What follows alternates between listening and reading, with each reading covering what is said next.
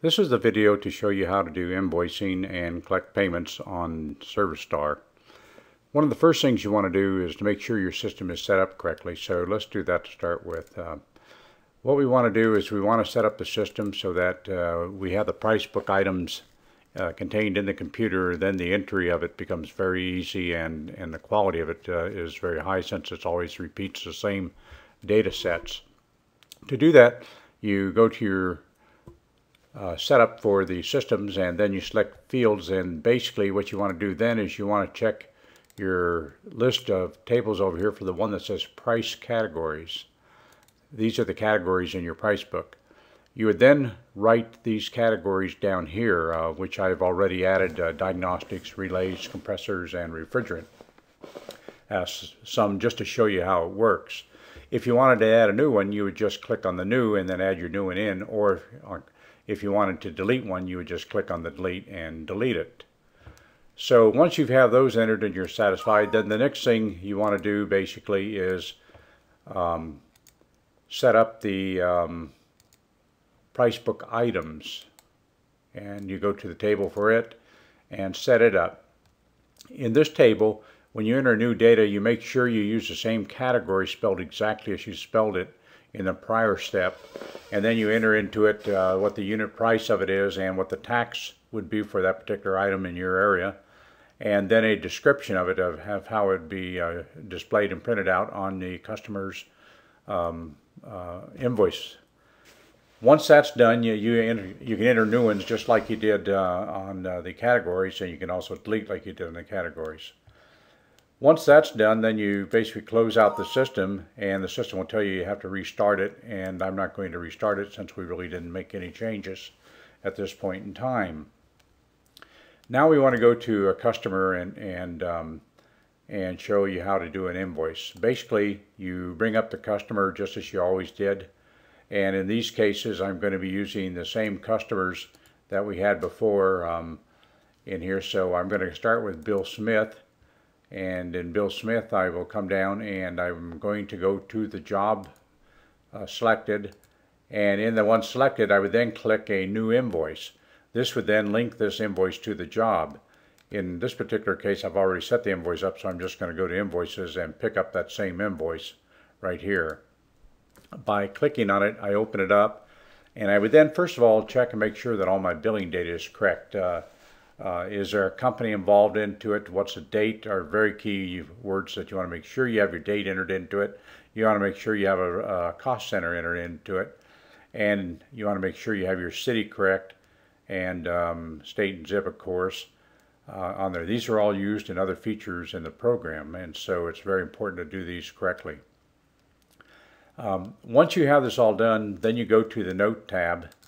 And in the Note tab, you would then write down exactly what you did in the customer in a summary format. This information is printed on the invoice, so you want to be careful of the words you put in here that are the words that you want your customer to read. Once those are complete, then you go to the invoice details. In this particular invoice, I noted that basically we performed a diagnostic, we replaced a contactor, and we added a pound of refrigerant. I'm now going to the invoice, and I now want to add those items into the invoice. It's very simple. All I do is come down and click the Add the Item, and then I add what category I want it to look at, and I'll go Diagnostics first, and Diagnostics will show up, and so I'll double click on it, and it adds the item in the line below here. Basically, this allows you to take and either use it as is, or to edit it, or to completely erase it and enter in some new item here. Once you have this particular line exactly the way you want it to be, then you would then just click Add the Item, and it'll ask you, do you want to add another item? In this particular case, I do, because I changed the contactor unit. So I go to Relays, and under Relays I pick the one that says Replace the AC contactor. I double click on it, and it shows down here, and it has the right information, and so I just click the Add on to the item. And it asks, do you want to enter another item? The answer is yes. I added refrigerant to it, so I go to refrigerant, and I pick out the R22 refrigerant and add it to the item. If I wanted to add multiple pounds of it, I could just increase the quantity here, and the math will be performed for you here. Once I'm through with that, I then click add the item, and I just tell it no, I'm through entering. And basically I have the invoice structure all set up now for this particular customer, showing what the totals is and that nothing is down or paid down on it. Now let's assume that the customer paid us $100 down on this particular job, and we were satisfied with those arrangements. We would just come in and add a payment here. We would then pick the date and the method. Let's say he did it by check, and the checks was some series of numbers, and the amount was $100. Got one too many there, 100. And I would then just click to it, add it to it, and it automatically will update the invoice and your balance dues and etc. And you're done. You can complete it, and you can go back to the invoice. You can now see on your invoice that you have a payment of $100 and that your balance due for this particular customer is $218. The invoice at this point in time is completed, so we would then check the completed on the invoice, and basically we could then close it out, and we do. The other two invoices for Bob Jones and Joe Smith have basically been done, but they're basically the same thing. I can just go directly to the invoices, pick up their invoice, and be able to look at the invoice details and see the information that's entered on them. And the same is true with Joe Smith on there. So once we have the invoices all completed, the next thing that takes place is your monthly closing. And in your monthly closing, basically what you're doing is you're running reports to find out how much revenue you made, how much tax money do you owe, and that type of information. To do that, you go to the report tab, and you would then click on whether you did revenue by the cash basis. You could click on it, and it'll ask you for a start date and an end date, and you enter that information into it and tell it to print. And basically it will then show you the cash revenue that we just entered in and received on that you have to close, that you have to take and declare tax-wise. Most people use the accrual method, and so we would use the revenue by accrual method and put in the same type of information, the start date and the end date we want the report to go by. Usually this would be a month, and click on the print, and then basically it will show you all the invoices that you performed for that particular month. It'll show you the revenue total, the amount of tax you received, and it'll break it out by city so that you have this information so you can go right to your city reports and enter your tax information onto it.